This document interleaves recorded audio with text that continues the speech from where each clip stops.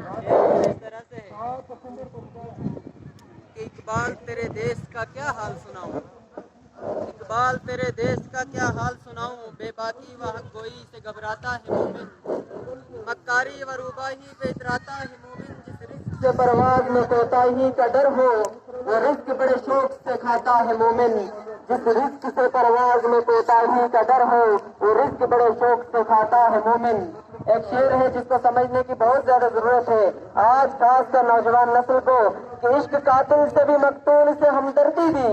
عشق قاتل سے بھی مقتول سے ہمدردی دی، یہ بتا کس سے محبت کی جزا مانگے گا، سجدہ خالق کو بھی اپنی سے یارانہ دی، حشر میں کس سے عقیدت کا صلہ مانگے گا، حشر میں کس سے عقیدت کا صلہ مانگے گا۔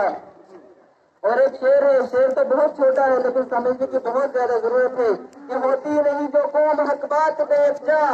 ہوتی نہیں جو قوم حق بات بے یکجا، اس قوم کا حاکم ہی بس اس کی سزا ہے، اس قوم کا حاکم ہی بس اس کی سزا ہے۔ تو اس چیز کو سمجھنے کی ضرورت ہے کہ جو قوم حق بات جب آئے اور اس پہ اکٹھی نہ ہو، اس سے یکجا نہ ہو، اس سے متحد و متفق نہ ہو، اس کے آپس میں اتفاق نہ رکھے، تو یاد رکھنا کہ اس قوم کا حاکم جو بنے گا وہی اس کی سزا ہوگی، کیونکہ جب لوگ آپس میں بکھر جائیں گے، ایک ایک ہو جائیں گے، تو پھر کیا ہوگا؟ پھر جو حاکم بنے گا وہ صحیح نہیں بن سکتا، کیونکہ جب لوگ حق بات میں اکٹھے نہیں ہیں، جب لوگ حق بات سے متفق نہیں ہیں، تو یہ بات یقینی ہے کہ اس قوم کا جو حاکم بنے گا وہ بھی حق پہ چلنے والا نہیں ہو سکتا۔ جب قوم حق پہ نہیں چلے گی تو جس کو وہ چنے گی وہ حق پہ کیسے چلے گا؟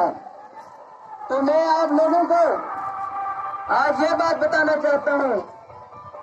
کہ سارے لوگوں کو، جو بھی انسان ہے، چاہے وہ کسی بھی مذہب سے تعلق رکھتا ہو، کسی بھی ذات سے تعلق رکھتا ہو، وقت کی ضرورت یہ ہے کہ سارے کے سارے لوگ حق کو پہچانے اور حق کا ساتھ دیں کہ حق کیا ہے، سچ کیا ہے، جھانسا کہاں دیا جا رہا ہے، لالچ کہاں دی جا رہی ہے، اور حق بات کیا ہے۔ اس وقت کے دور میں ہم لوگ دیکھیں، یہیں پہ نہیں، جس ملک کے اندر ہم رہتے ہیں اس ملک کو دیکھنا ہے کہ ہم نوجوان جو ہیں، نوجوانوں تک ہوتا ہے ان ملک کو کہاں لینا چاہیں۔ اس ملک کی سٹرنتھ جو ہوتی ہے، ملک کی جو طاقت ہوتی ہے وہ یہاں کے نوجوان نسل ہوتی ہے، اور جب نوجوان لوگ ایک ہو کے اپنے ملک کو آگے بڑھانے کا عزم کر لے تو ہر وہ طاقت